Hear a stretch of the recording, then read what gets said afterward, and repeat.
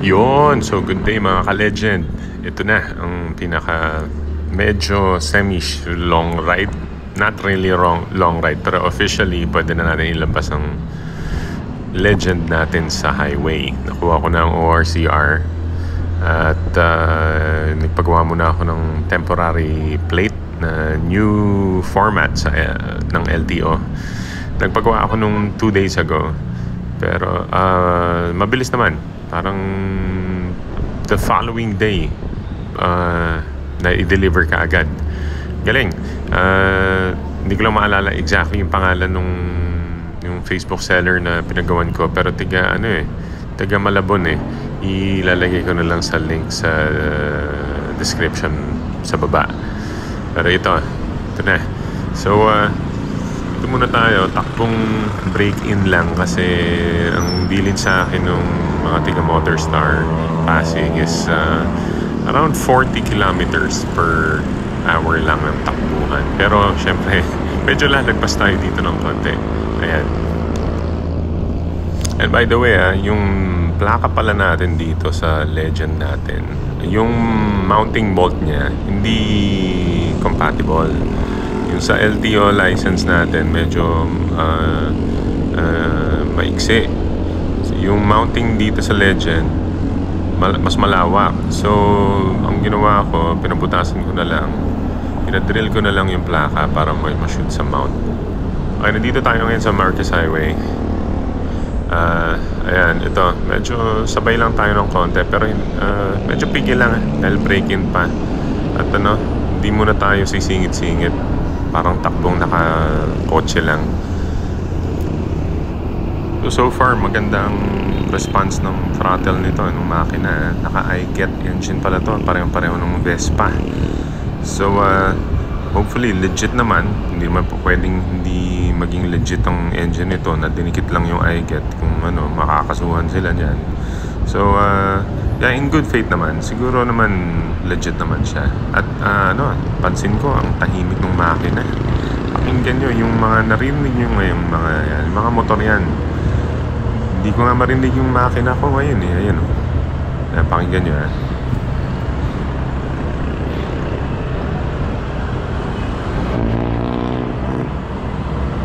O, diba? Ang tahimik, diba? So far, sa highway, talagang isa siya sa mga tahimik na makina as of now. Hintayin ko lang yung ma-break-in to ng 500 kilometers tsaka ako papa-change oil. At patingin ko na rin yung shocks kung kayang i-repack yung shocks kung kailangan. Pero kung hindi naman kailangan, okay lang. Hindi naman siya masyadong madagdag talaga para sa weight ko kasi mabigat ako eh. 91 kilos ako eh. 5'11 ako eh. So yung capacity nito, more than half capacity load na ako. Pagka mabigat tong dala mo, yung smoother yung ride mo, 'di ba? So for me, pasok to. Pasok na pasok. Okay, so for now, nandito tayo sa Hill Fernando muna. Punta tayo ng Macy's para bumili ng goto. Para may purpose rin tong takbo ko ngayon dito, test ride ko dito. At chill lang kasi break-in eh.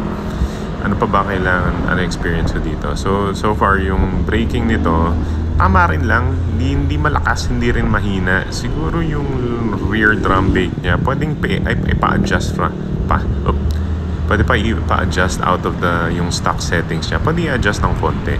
Pero ako hindi naman ako naghahanap na ng mabilisan. Tapos na ako dun sa panahon na yan yung walwal na takbo.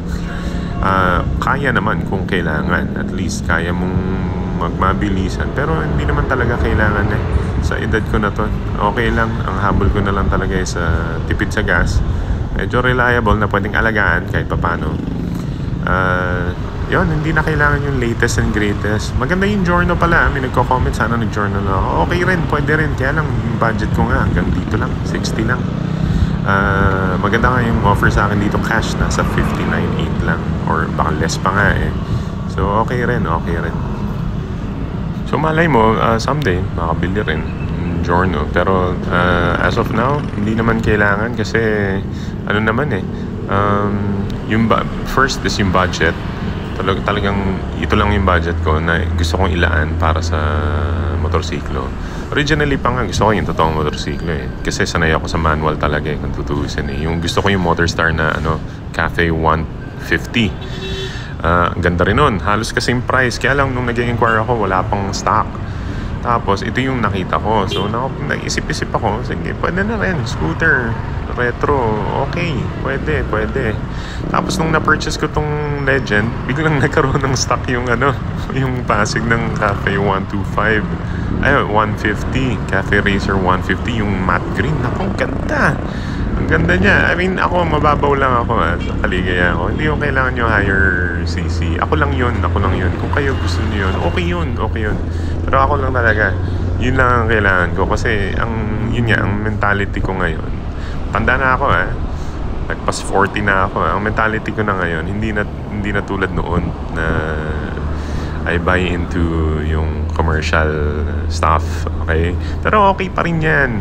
Nakakatulong sa ekonomiya. Pero for me, ngayon, ang habol ko talaga ngayon, yung mga budget, tapos pwedeng alagaan, reliable kahit papano. Doesn't matter kung China, Japan, or American, or Indian.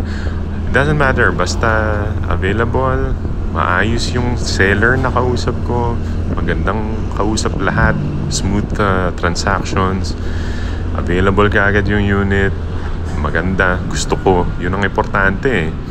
Ngayon, the rest is maintenance na lang. Parts, wala namang problema yan. Yung mga parts, meron naman yan, sigurado. So, yan ang talagang habol ko ngayon. Okay, liko muna tayo dito. Malapit na tayo sa munisipyo. So far, okay na okay, So yung takbo ko lang, very chill lang, Kitang-kita nyo naman, walang daya. Ayan, so one more thing pala is yung fuel efficiency nito, hindi ko pa natetesting kasi nung mula pinagasan ko to nung lumabas, 300 pinagas ko.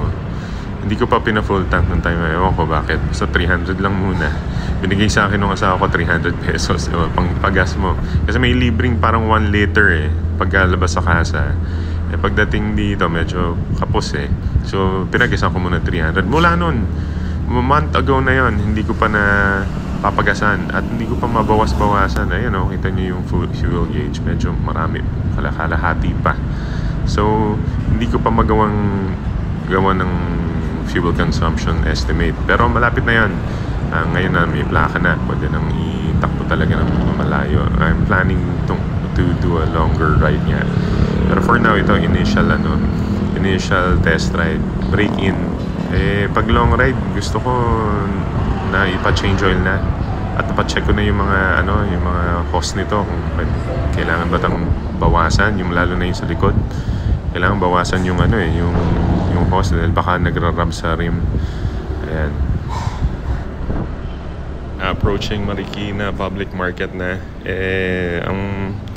Ang go-to namin pag goto kasi dito sa Marikina yung Maki's. So nandito lang siya pagkatapos ng palengke. Dito, kaliwa dyan sa JP Rizal. Not too far. Bago magsimbahan, nandyan na yung Maki's. Yan yung paborito At yung mga taga Marikina, alam yan. Lalo na yung mga taga dito, San Roque, Bella Peña, Santo Niño, Kalumpang. Alam lahat yan. Masarap ang Maki's. Tokot baboy nila, testingin nyo. Tokot baboy, kasabay ang goto nila. May iba pa silang mga binibenta, burger, spaghetti, yung mga spaghetti shop na local yan. Kung lumaki kayo, kung batang 90s kayo, batang kali kayo dito sa Marikina, alam niyo yan. Spaghetti shop, pati yung mga local burger joints dito. Dito sa Marikina nun, daming local burger joints dyan.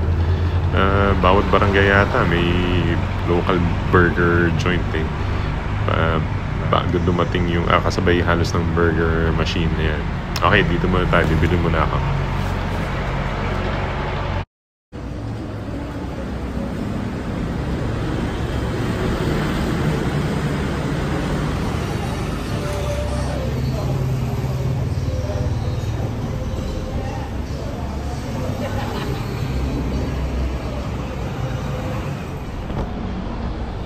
Alright, got my order na. So, getting ready na tayo. Tingin-tingin.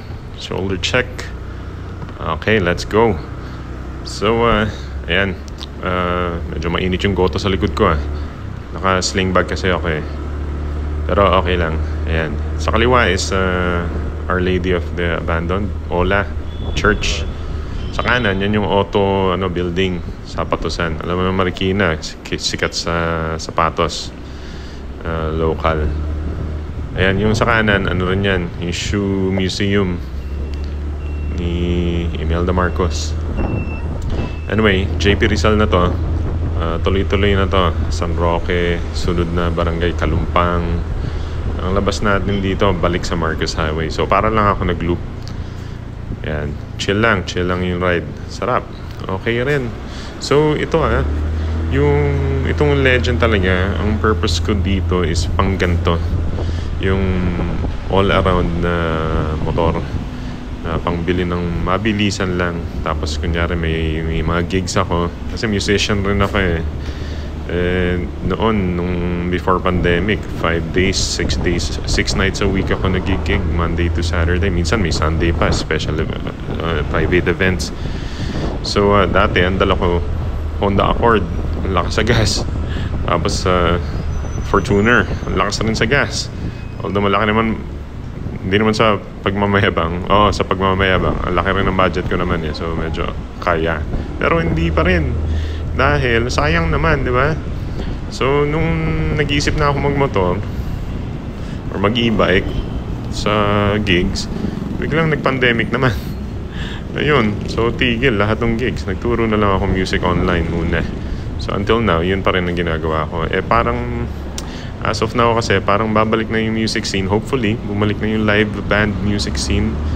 Feeling ko kasi hindi pa ready eh. Parang maraming nawala eh. Ang hirap makarecover eh. So ngayon baka, so nagpe-prepare na ako for gigs. Aside from lessons ko during the day and all throughout the day, even sa gabi, kasi may mga lessons rin ako abroad. Yung mga estudyante ko, mga bata abroad rin, US, America, Canada, Australia. US is already America. So anyway, feeling ko pwede na ulit mag-gig. Pero napapaisip ako, yun nga, paano yung traffic, no? Diba? Isa rin yan, yung kaya ako kumuha ng motor. Yun nga, dapat Cafe Racer 150 ng Motorstar. Sarap. Pero okay, happy ako dito sa Legend kasi turns out nga, I get yung engine, fuel injected. So, okay na okay. Yung kickstart niya, wala. Yun lang. Pero okay naman. So, push button yung start niya. Walang kickstart eh. Sayang. So, yung isa pang tinitignan ko sa kayang weight ko yung at sa laki is yung Suzuki Bergman EX. Kickstart, ang ganda rin sana. Kaya lang, yun nga, medyo budget ko. Ang gusto kong ilaan lang na budget, medyo budget lang. So, ito, I'm not expecting really great things sa motor na to dahil sa budget and sa make. Pero, alam mo nyo, nasa pag-aalaga rin naman talaga. Ako, yung mga gitara ko sa gigs, hindi naman ako naka-Gibson, hindi naman ako naka-original Fender. Naka-Stratocaster lang ako na Esquire na Fender. For how many years? 20 years ko na gamit yung gitara yun. Nasa pag-aalaga lang, pati sa daliri yung tone. Although yung effects ko, yan, medyo nagbabago yung effects ko, no? Naka GT8 ako, boss. Ngayon, tapos medyo nag-analog effects. Ngayon, naka GT1 na ako, boss. Mas maliit. Pang recording na rin. Pero less features, less live features, less buttons kasi.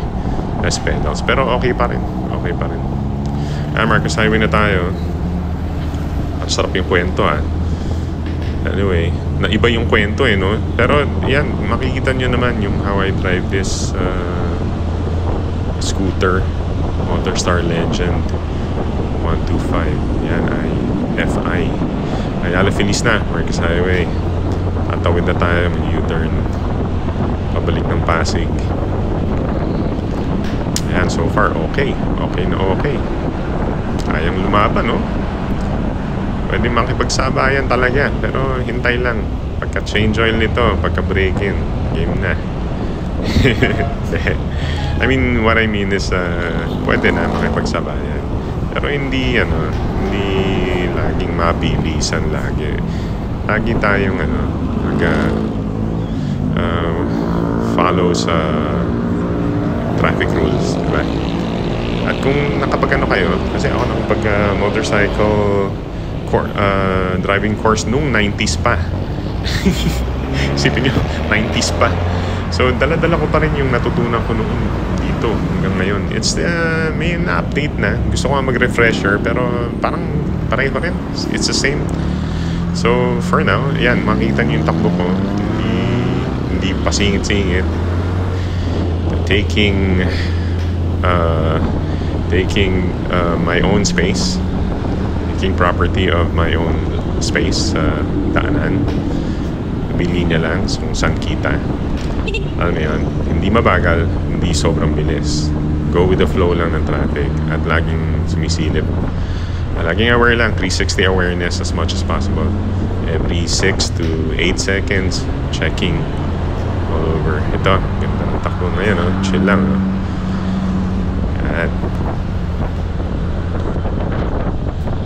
Ayan, so kita nyo mga sir kung paano yung experience ko dito first hand sa Motorstar Legend 125 Fi.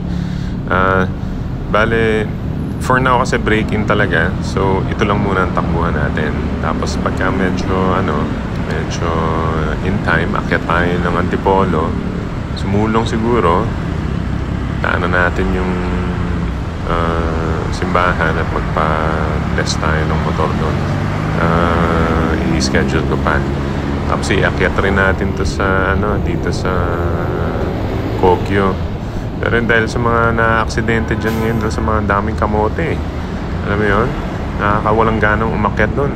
Nung 90s lagi kaming dumadaan dyan, igbabike kami dyan. Pero yun nga, medyo nakakawalang gana ngayon pumunta dyan. So naghanap lang ako ng ibang pwedeng mag-ride dyan somewhere, Montalban area, doon, hindi dyan sa Marilaki muna. Pero mahal natin yung lugar na yan tagal na yan lalo na sa kami, taga Marikina at Pasig, ang lapit namin dyan. So anyway, dito muna itatapos yung video at we'll update another ride next time. So salamat sa pagsama at sana nakita nyo kung itong motor medyo may idea na kayo kung how it goes. Okay? So thank you. Ride safe kayo lagi mga sir. Ingat.